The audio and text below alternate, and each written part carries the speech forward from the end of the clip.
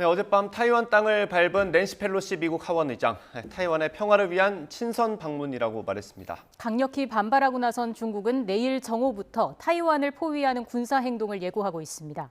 펠로시 의장이 타이완을 떠난 뒤에 군사행동에 나서는 이유는 무엇일까요? 베이징 연결해서 자세한 이야기 들어보겠습니다. 강정규 특파원.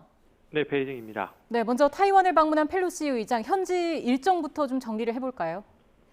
네, 알려진 일정표대로라면 펠로시 의장 오늘 오전 차이잉원 타이완 총통을 만났습니다. 이어 입법원을 방문해 타이완 지역의 평화를 위해 친선 방문했다고 밝혔습니다. 추가로 공개된 일정이 하나 있는데 바로 타이완을 대표하는 반도체 생산 기업 TSMC 회장과의 면담입니다. 얼마 전 미 의회에서 통과시킨 반도체 육성법 관련 논의가 이루어질 것으로 보이는데요. 타이완은 중국을 배제하는 반도체 공급망, G4 가운데 하나여서 또 한 번 중국의 속을 긁어놓는 격입니다. 중국은 그야말로 온몸으로 반발하고 있습니다. 어젯밤 주중 미국 대사를 초치해 극도로 악랄한 행위라며 비판하며 맞대응을 예고했고요.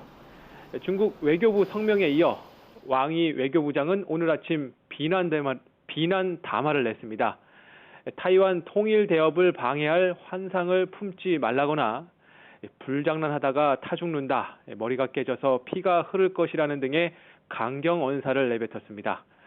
이 밖에 타이완의 천연 모래 수출을 중단하는가 하면 중국 최대 배터리 업체가 미국 투자를 보류했다는 소식도 들어왔습니다.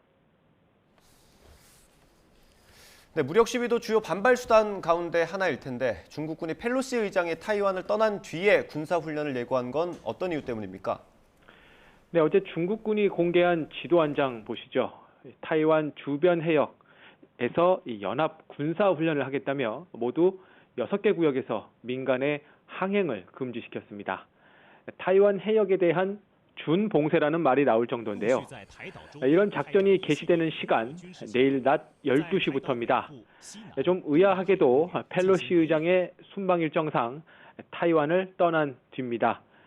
단순 무력 시위라면 펠로시 의장이 타이완에 머무는 동안 움직여야겠지만 그 이후라는 건 군사행동 그 자체에 방점이 찍혔다고 볼 수 있습니다. 만일 군사행동 중에 타이완군과 우발적 충돌이 발생할 경우 미군의 개입을 최소화할 수 있기 때문입니다. 이번 훈련이 실제 군사행동으로 이어질 수 있는 위험성이 내포된 대목이라고 볼 수 있겠습니다.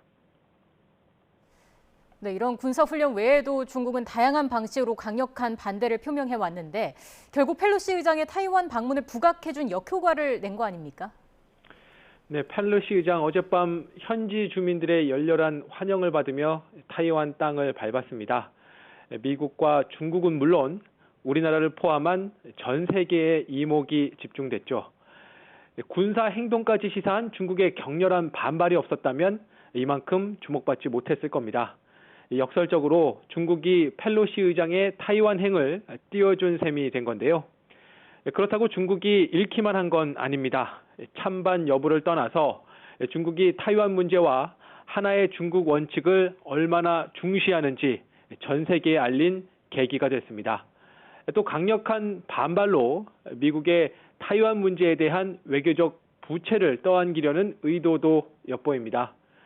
백악관도 이 점을 의식한 듯 펠로시의 타이완 방문이 중국의 주권을 침해한 것이 아니라고 선을 그었습니다. 지금까지 베이징에서 전해드렸습니다.